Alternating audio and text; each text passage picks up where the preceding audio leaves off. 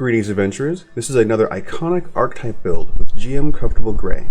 First, I'd like to say if you would like to support content like this, if you want to support my campaigns, my one-shots, any of my sessions, please consider joining me on Patreon, or even reaching out to me on Start Playing to start your own adventure.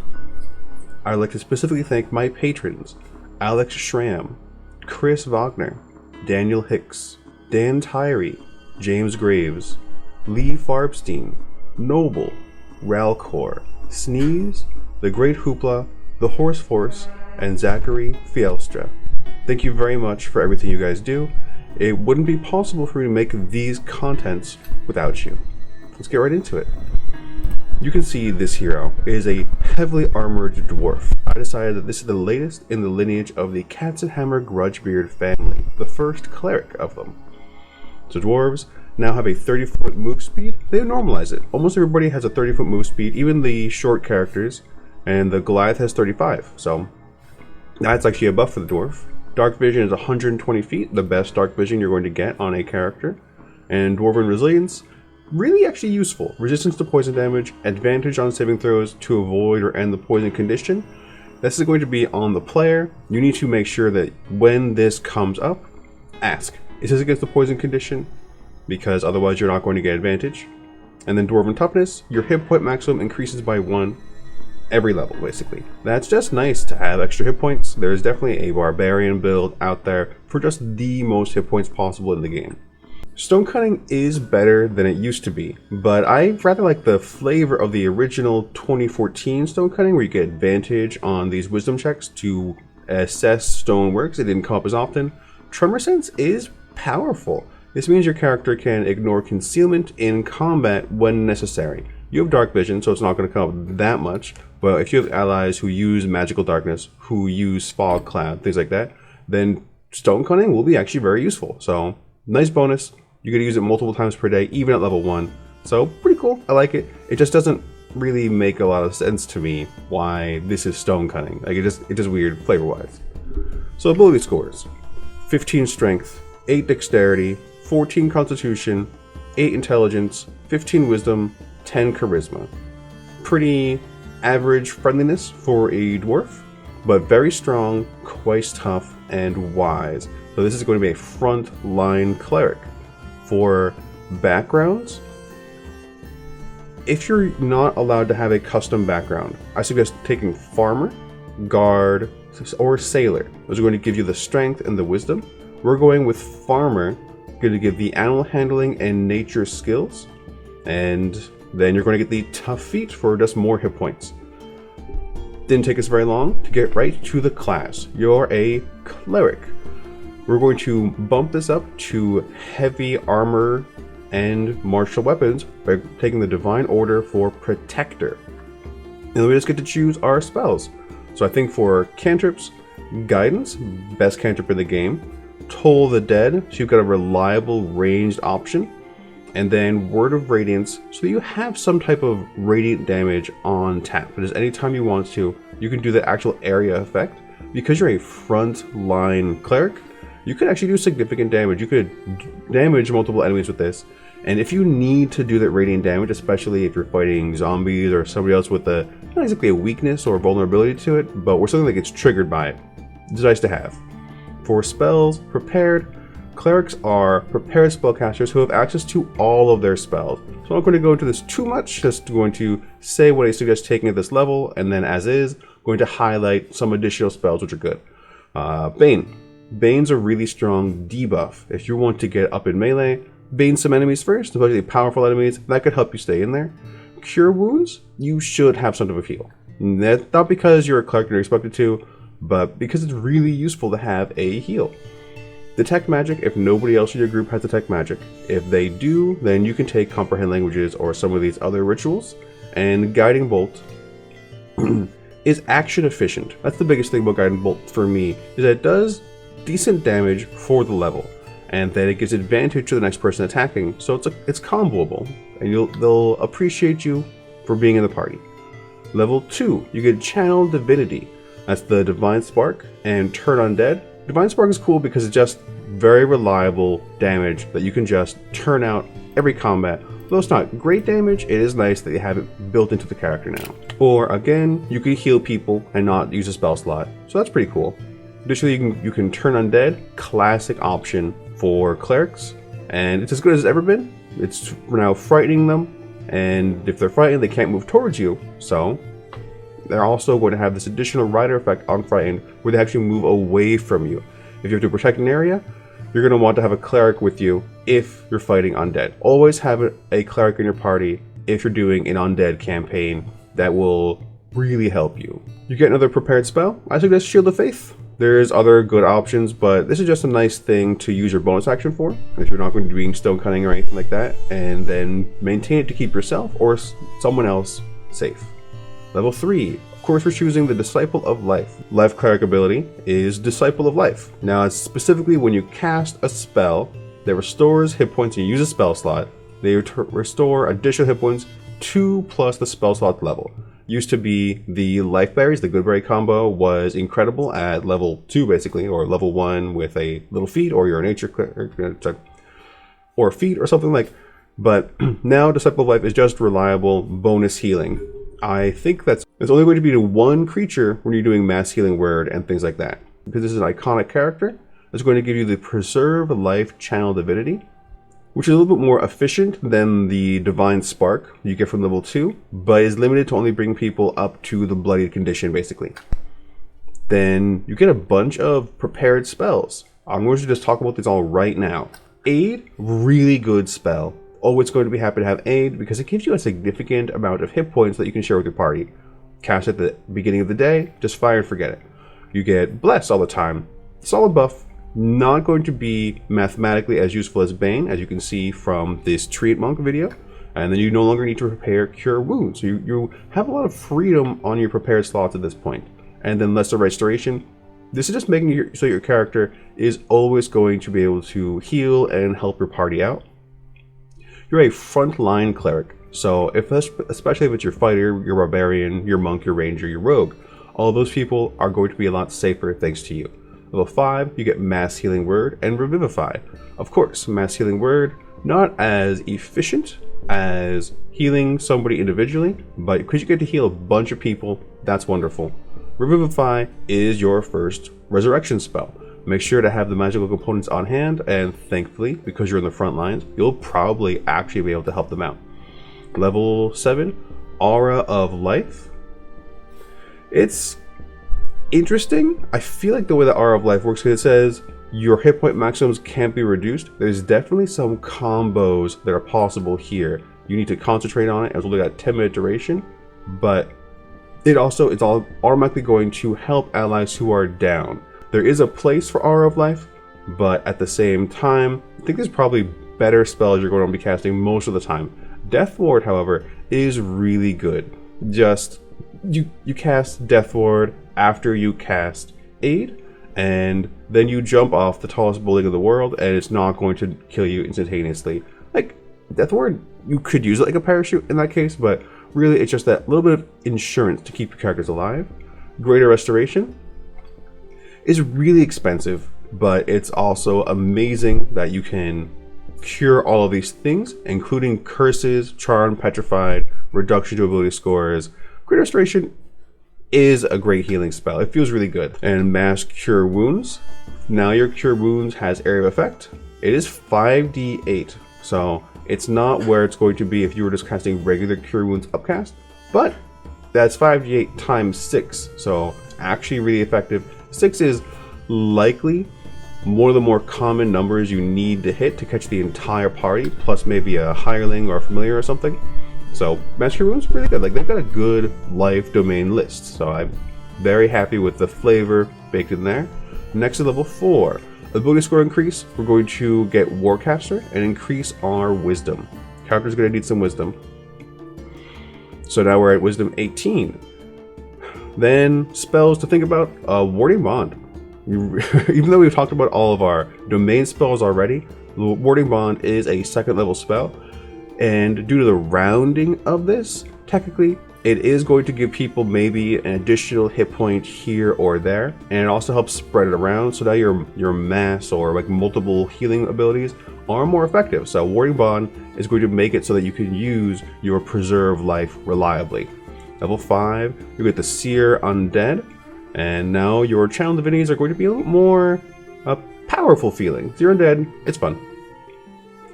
And then of course you get a bunch of good 3rd level spells for Cleric. Spirit Guardians, still wonderful.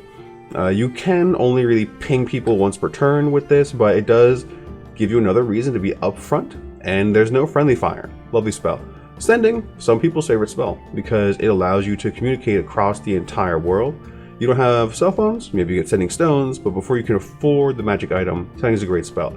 Magic Circle is a great spell. It's more of a downtime thing, but the story capabilities of Magic Circle are massive. You get Glyph of Warding, and I think that also makes us a great home-based character. Clerics came out really far in 5.24, and Glyph of Warding is just another one of those reasons that your character is going to be welcome anywhere on any type of campaign. If there's not undead around, still really good. And then there's Bestow Curse. At this level, the best thing for Bestow Curse to me is that you can give an enemy disadvantage on saving throws. Anytime you can adjust an enemy's saving throws, that's really good. You still need concentration for it, limited duration, but that's really effective. That's going to be setting up an enemy for the rest of your party. So use Guiding Bolt, use Bestow Curse, and you're really going to be softening them up. Level 6. Level 6, Blessed Healer. You heal yourself as well. You're basically going to be giving an additional Disciple of Life to just yourself. And that's just nice. It's more efficiency. This really is the healer character, and I think it's nice that you're going to be comfortable up front as well. Good spells to consider now are Dispel Magic, and fortunately you already have Revivify from the Life Domain. Level 7, Blessed Strikes. You gotta get Divine Strike. This means that your damage isn't going to be, with the fighter, you're not going to be as good as an extra attack, but you do some additional damage now. Consider also the Guardian of Faith spell. If the Guardian of Faith didn't have that deal a total of 60 damage rider, then you could absolutely bake enemies with this because of the 8-hour duration. So it is cool that you can protect an area pretty well that way, but it has a baked in limit. Next, ability score increase. I actually want this character to get multiple 20s. So it's a little bit boring, but Warcaster was the only feat I really think this character needs. +2 to wisdom, now you're at 20 wisdom. Level 9. There's a bunch of good spells for 5th level. You got Hallow, which Hallow deserves a special mention next level. Planar Binding, so this is how clerics can have angels defending their temples. Summon Celestial, this is how you summon Celestials. You get those angels, and they have a little bit of healing in there too. All of these summon conjure spells with just a single creature, often not considered very good, but the Celestial does have a ranged attack option, and it does have a heal, so I think it's pretty efficient, but the concentration requirement is a little bit weird. Insect Plague, it's just so flavorful. Contagion, similar to Bestow Curse, you're going to be reducing enemies' ability scores. This one has a longer chance of lasting than the Bestow Curse at this level, because if you just regular cast it, it could still go on forever. And then Raise Dead, if you didn't get to revivify them in time. Now this is a big one. Level 10, Divine Intervention for Clerics, is kind of like a minor wish. Choose any cleric spell of level 5 or lower that doesn't require a reaction without a spell slot or material components once per day. This is where people are shouting out Hallow. It makes sense not to allow your party to cast Hallow as an action because that is game breaking. It's normally a very long duration spell that takes a long time, and you can choose all of these different effects to enhance it, but because you can get all of these effects, 60-foot radius, normally takes 24 hours casting time. If you just look at it right there, Divine Intervention absolutely breaks Hallow. But giving your allies resistance, giving it silence, tongues, and vulnerabilities you can choose to your enemies, that's ridiculous. So you might need to either accept it as is and let Clerics do this really powerful effect at level 10, which honestly, it's a game of power fantasy is not unreasonable, but let's watch out for it. If they're doing this every session, every day, that might actually pull some fun out of the game because a little bit of challenge is required. On the other hand, if players can do it, Game Master should be able to do it too. So weigh that option. Maybe don't like actually forbid it, don't ban it at your game. Just kind of like keep your eye on it. This is what I've done with like Conjure Minor Elementals. It hasn't come up to be broken. Like people know. So I think there's a nice setup there. Social contract. Level 11. Really, we're just getting new spells. Because you've got so many spells prepared from your domain, now you can think about getting Forbiddance, Harm, Heal, which unfortunately you can't get Heal from your domain, Hero's Feast, and Word of Recall. Forbiddance would be just as broken as Hallow if you could cast it with Divine Intervention, but instead it's just a nice home-based kind of thing. Harm and Heal are classic, just divine power. They feel like channel divinities. Hero's Feast has its place. It's got a very expensive magic component, but that immunity to poison for your allies and the extra temporary hit points, really solid. Plus, it's a cool roleplay opportunity. And then Word of Recall is basically the only teleport that Clerics get, but the ability to just go back home is really strong. This is your Hearthstone. Level 12, ability score increase. Now we're just going to be increasing our strength. So now our strength is 18. Level 13, new spells. Not Summon Celestial, Conjure Celestial. This is not really a creature, it's just an area, and it's a good spell. This is better than the other spells because the creature can't really die. It does solid round by round effects. Regenerate is a cool healing spell because you can cast it on somebody and then you don't need to worry about them as much. Also let them regrow limbs. And then Symbol, kind of like Glyph of Warding, but more specific. I like it for its defensive capabilities more than anything. Level 14, improved Blessed Strikes. Keep the damage up. It's going to be cool to see where they land on the chart. Level 15, we're getting pretty high up there. Anti-Magic Field. Your character might actually be okay with Anti-Magic Field. I'm pretty sure you lose your improved Blessed Strikes, but maybe you don't. It's a rule interpretation there. And then Holy Aura is another spell to consider using.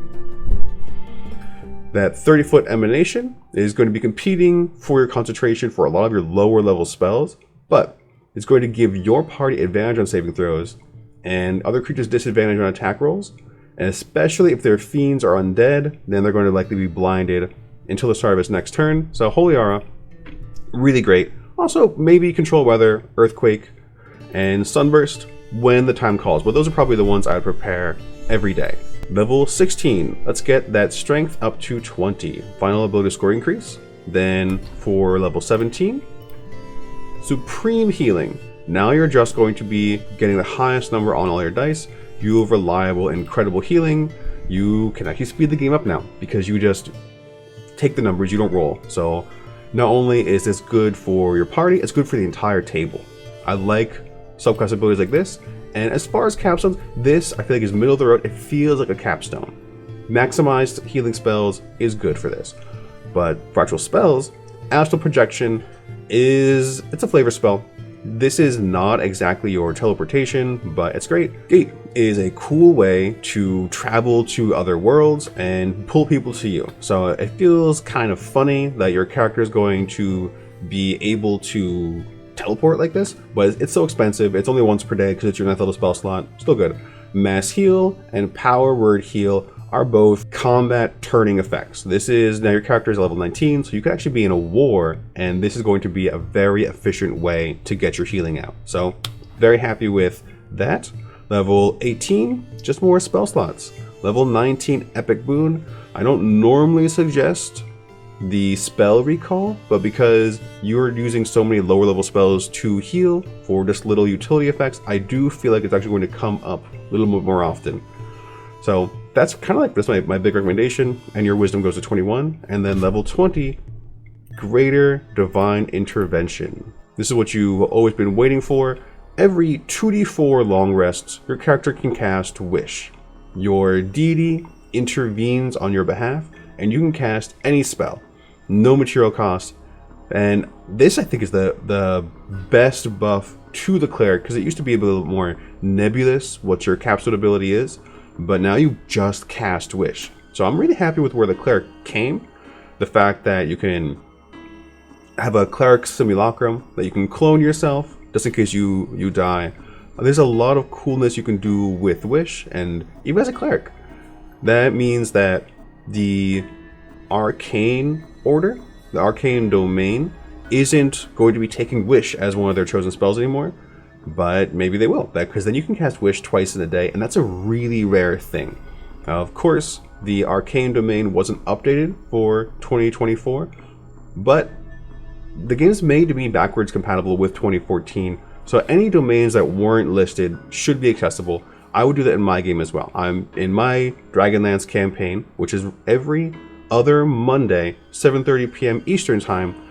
I do let people take subclasses from any time, from 2014 to 2024, because those are the things that we're really missing right now. It's not as many subclasses. Like you lose all the wizard schools, you lose so many of the domains in 2024.